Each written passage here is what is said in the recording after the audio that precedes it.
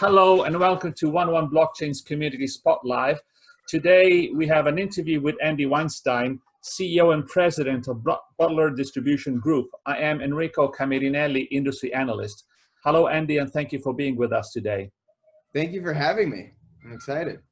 So as you all know, 101 Blockchains is the world's leading online independent global network for enterprise blockchain practitioners. So our objective is not to sell blockchain, but rather to help individuals to understand how can they reap the benefits of the technology in order to turn that into career opportunities or business opportunities.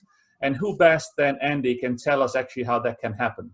So Andy, to you, first question is, what is your interest in blockchain?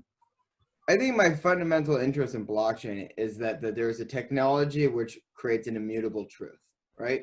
Fundamentally, being able to have the actual data and digital trail that says this happened and that it's not something that can be switched back or kind of misaligned means that you can start to have a series of interactions in which every interaction becomes verified and truthful.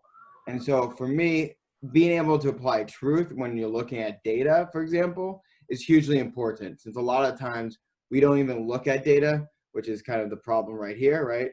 Is that we don't actually reincorporate the information that we gather from the data to have action.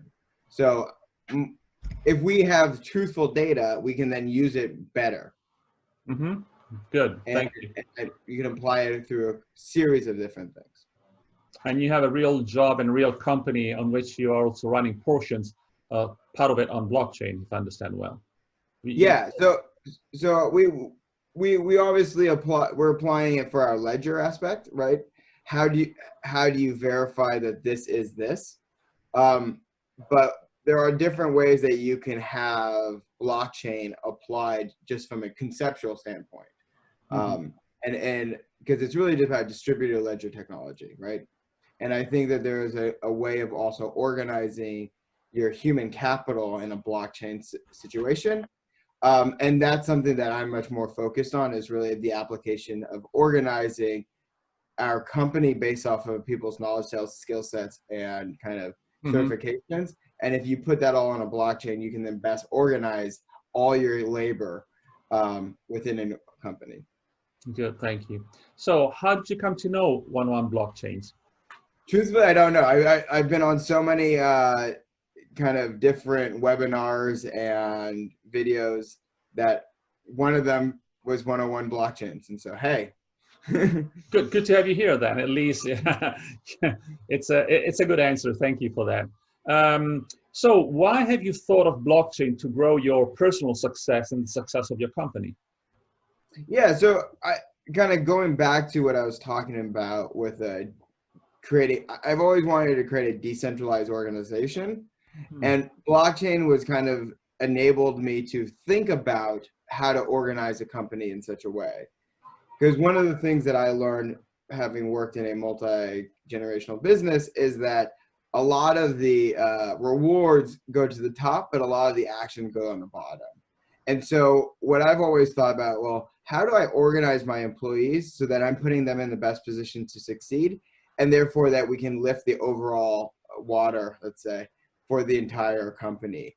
And blockchain has really enabled me to think through those processes and grow an understanding how to treat people, and also create immutable truths that we can use as our interactions. Because if I understand well, you're running your family company, right? So you have a bigger responsibility. Well, no, so I'm actually outside of my family business. All right. But what I do is effectively assist my family business, because fundamentally what I saw was there was an industry-wide problem that required an industry-wide solution, right? My family business sells Pepsi, which is sugar water, in plastic containers. Fundamentally, that is a depreciating asset, because you need to address the major problems of society. And right now it's, COVID-19, climate change, and public health. And I guess public health is COVID-19. And so these are the pieces that we need to address. Like if you understand who holds those pieces, you can then move those. Excellent. So yeah, coming to the last question, what advice can you give on how to use blockchain as an enabler for personal success? Well, I think you can start to use it you can start to use programs that use blockchain. In a weird way, the more we start to use systems in which the truth is verified through a mechanism, the more we're going to be using truthful systems.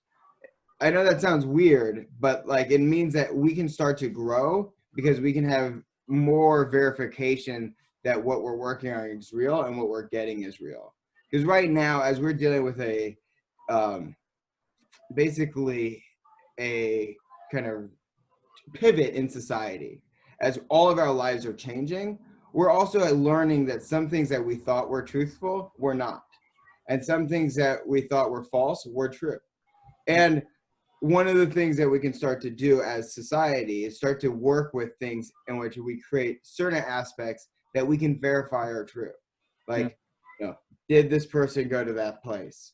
Well, if they did, what does that mean? And then all the underlying things. Yeah. And I think So, the more we use technology to enable us, the more we need to make sure that that technology is producing truth rather than fiction.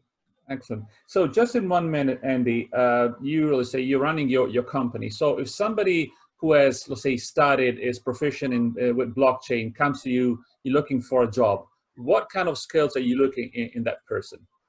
Yeah, so I would, there's two things. Like, what is your skill set and what can you contribute? And then what is kind of your drive? Like, what are your values? Because fundamentally, what I want to do is be able to allow all of my employees to make decisions and actionable decisions so that they control that power. And so what I want to make sure is that they have the same type of values that I have in those decisions, because you can't oversee every decision. And if you are, you're the world's most terrible micromanager. Yeah. So I want to be able to make sure that that person who's coming to me is not only good at their job, but as good as a human being. Good, thank you. Okay, very wise and very sensitive sort of advice and suggestions. So, Andy Weinstein, thank you for being with us today. Very much appreciated. Thank you. Have a good day.